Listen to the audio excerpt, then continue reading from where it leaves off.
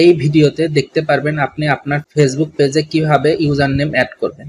সর্বপ্রথম দেখাবো ইউজার নেমটা কি, এটা কিভাবে দেখতে হয় এবং এইটার সুবিধা কি। এরপর আমি ইউজার নেমটা অ্যাড করে দেখাবো। সর্বপ্রথম আমার যদি স্ক্রিনটা লক্ষ্য করেন তাহলে এখানে দেখতে পারবেন www.facebook.com/developer-sajid-bd লেখা আছে। এই facebook.com এর পর আপনার যে অংশটা থাকবে এটাকে বলা হয় ইউজার নেম। আপনি ফেসবুকে আসার পর এই নামটা লিখে যদি সার্চ করেন খুব সহজে আমার ফেসবুক পেজটা খুঁজে পাবেন। আর যদি ইউজার নেম অ্যাড না করা থাকে তাহলে কিন্তু আপনি ফেসবুক পেজটা খুঁজে পেতে অনেক অসুবিধা হবে। আপনি সর্বপ্রথম যখন ফেসবুক পেজ খুলবেন তখন দেখেন এরকম একটা নাম্বার শো করবে আইডি হিসেবে। এটা কিন্তু মনে রাখা খুব কষ্টকর এবং শেয়ার করাও একটা পেইনফুল। তো এই জন্য করে ফেসবুক পেজ যারা ক্রিয়েট করে তারা অবশ্যই ইউজার নেম অ্যাড করে নেবেন।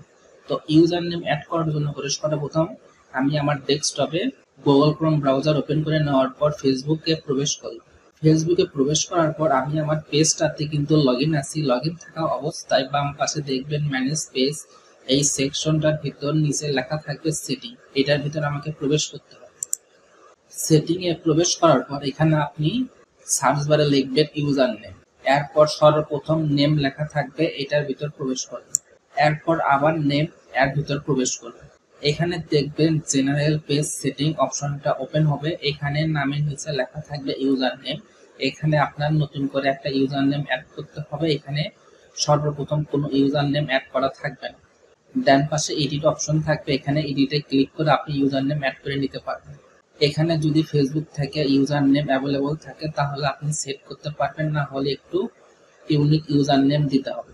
আপনারা ইউজার নেমে সবসময় একটু ইউনিক নাম দেওয়ার চেষ্টা করবেন, আর যদি নামটা না নেয় তাহলে শেষে সংখ্যা দিতে পারে। আমি সর্বপ্রথম ডেভেলপার সাজিদ লিখে সার্চ দিলাম, এখানে দেখাচ্ছে user name is not available. তাহলে এই জন্য করে আমি শেষে বিডি অ্যাড করেছি। তারপর আমার টিক চিহ্ন আসলো যে আমি এই ইউজার নেমটা ব্যবহার করতে পারবো।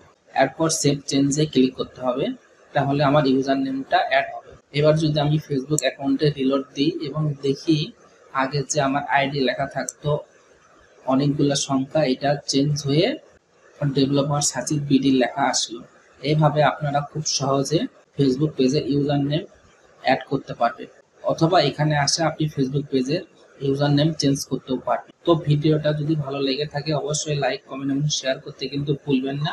আর আপনি যদি এই চ্যানেলের নতুন দর্শক হয়ে থাকেন অবশ্যই সাবস্ক্রাইব বাটনে প্রেস করে দেবেন। Thank you for watching this video.